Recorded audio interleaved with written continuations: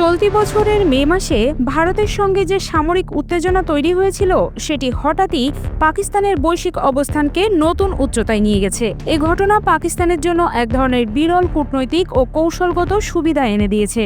এখন দেশটি আঞ্চলিক ও বৈশ্বিক রাজনীতিতে নিজের অবস্থান নতুন করে নির্ধারণ করতে শুরু করেছে।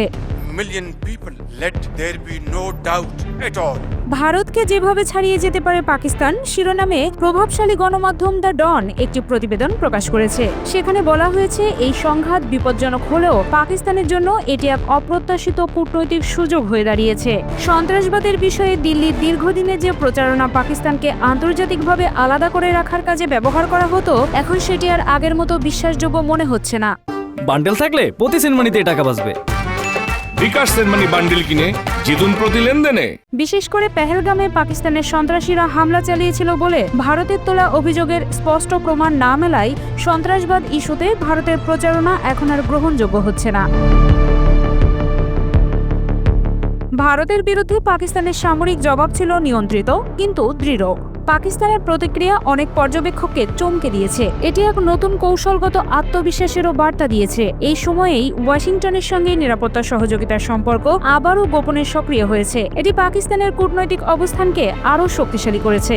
Remain fully capable and prepared to defend the country's sovereignty and its territorial integrity.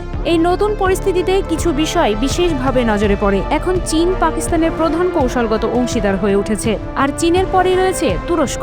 একই সঙ্গে পাকিস্তানের ভূগর্ভস্থ বিশাল খনিজ সম্পদের দিকে আন্তর্জাতিক আগ্রহ নতুন করে বাড়ছে। আফগানিস্তানের বর্তমান পরিবর্তনশীল পরিস্থিতি এবং পাকিস্তানের সন্ত্রাস বিরোধী অভিযানে অর্জিত সাফল্য দেশটিকে আঞ্চলিক নিরাপত্তা আলোচনায় গুরুত্বপূর্ণ করে তুলেছে। ইরান ইসরায়েল সংঘাতের সময় পাকিস্তানের কূটনৈতিক অবস্থানও দেশটির কৌশলগত গুরুত্বকে আরও বাড়িয়ে দিয়েছে। এই পরিবর্তনগুলো ঘটছে এমন এক সময় যখন মধ্যপ্রাচ্য, দক্ষিণ এশিয়া ও ককেশাস অঞ্চলে পুরো ভূরাজনৈতিক পরিস্থিতিতে ত্বরিত রূপান্তর ঘটছে। ভারতের প্রতি তার প্রতিবেশীদের অসন্তুষ্টি বাড়ছে। অন্যদিকে রাশিয়ার আঞ্চলিক ভূমিকাকে এই অঞ্চলের দেশগুলো আগের চেয়ে বেশি স্বার্থকেন্দ্রিক মনে করছে। ফলে পাকিস্তানের সামনে এখন নতুন জোট গড়ার সুযোগ তৈরি হয়েছে। তবে পাকিস্তান যদি তার নিজের কৌশলগত অবস্থান ধরে রাখতে পারে তাহলেই সেটি সম্ভব। বাইরের সুযোগগুলো কাজে লাগাতে হলে পাকিস্তানের ভেতরের পরিস্থিতি মজবুত করা জরুরি।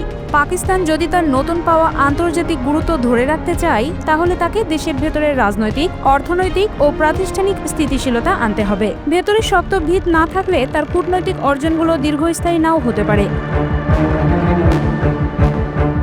সাম্প্রতিক সময়ে ভারত ও পাকিস্তান FATF এ যে প্রতিবেদন জমা দিয়েছে তাতে দেখা যায় সন্ত্রাসী অর্থায়ন মোকাবেলায় দুই দেশের দৃষ্টিভঙ্গি একেবারেই ভিন্ন। পাকিস্তানের প্রতিবেদন ছিল গঠনমূলক ও প্রাতিষ্ঠানিক ভিত্তিতে তৈরি। অন্যদিকে ভারতের রিপোর্ট ছিল অনেক বেশি বেছে বেছে সাজানো, যেন তা তাদের দীর্ঘদিনের রাজনৈতিক বক্তব্যকে সহায়তা করে।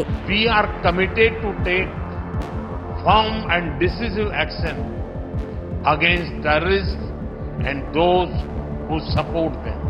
FATF এর প্রতিবেদনে ভারতের দেয়া তথ্য মূলত ইনকাইন পদ্ধতি, ই-কমার্স প্ল্যাটফর্মের অপব্যবহার, অনলাইন পেমেন্ট এবং VPN এর মাধ্যমে একক সন্ত্রাসী কর্মকাণ্ডে অর্থায়ন, এই বিষয়গুলোর সঙ্গে এসেছে। ভারত দুটি কেস স্টাডি দিয়েছে।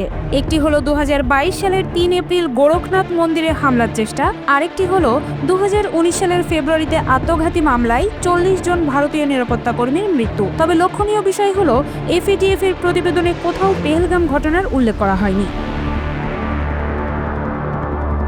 ভারতের কেস স্টাডিগুলোর তথ্য কোথা থেকে এসেছে তা স্পষ্টভাবে বলা হয়নি। পক্ষান্তরে পাকিস্তান তাদের রিপোর্টে তেহরিক-ই তালেবান পাকিস্তান ও ইসলামিক স্টেট খোরাসানের কথা বলেছে। এই সংগঠনগুলো কিভাবে হুন্ডি বা অনানুষ্ঠানিক ব্যাংকিং পদ্ধতি ব্যবহার করে অর্থ সংগ্রহ করে কিংবা মুক্তিপণ আদায়ের মতো কৌশল ব্যবহার করে অর্থায়ন করে তা বিস্তারিতভাবে ব্যাখ্যা করা হয়েছে। পাকিস্তান এসব তথ্য জাতীয় সন্ত্রাস বিরোধী কর্তৃপক্ষ সূত্রে দিয়েছে, ফলে এসব তথ্যের গ্রহণযোগ্যতা আরও বেশি। এই দুই দেশের কৌশলের ভিন্নতা চোখে পড়ে। ভারত এখনো কূটনৈতিক চাপ তৈরি করতে তার বক্তব্যকেই মূল হাতিয়ার হিসেবে ব্যবহার করছে, কিন্তু পাকিস্তান প্রতিষ্ঠানের বিশ্বাসযোগ্যতা ও নিয়মকানুন মেনে চলার মাধ্যমে ধীরে ধীরে আন্তর্জাতিক মঞ্চে নিজের অবস্থান শক্ত করছে। বর্তমান ভূরাজনৈতিক পরিবেশে এই ধরনের ধীর ও কাঠামোগত অগ্রগতি ভবিষ্যতে আরও টেকসই ফল দিতে পারে।